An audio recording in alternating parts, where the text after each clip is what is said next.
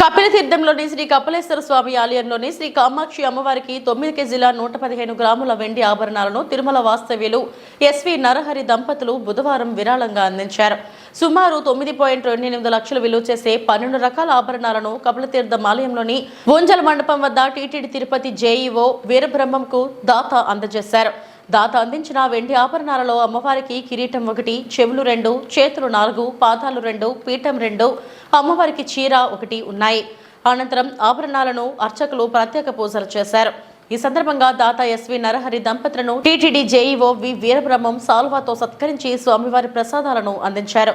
కార్యక్రమంలో దాత కుటుంబ సభ్యులు, TTD deputy EO Devendrababu, AEO K Subbaraju, superintendent KP Chandrasekhar తదితరులు పాల్గొన్నారు.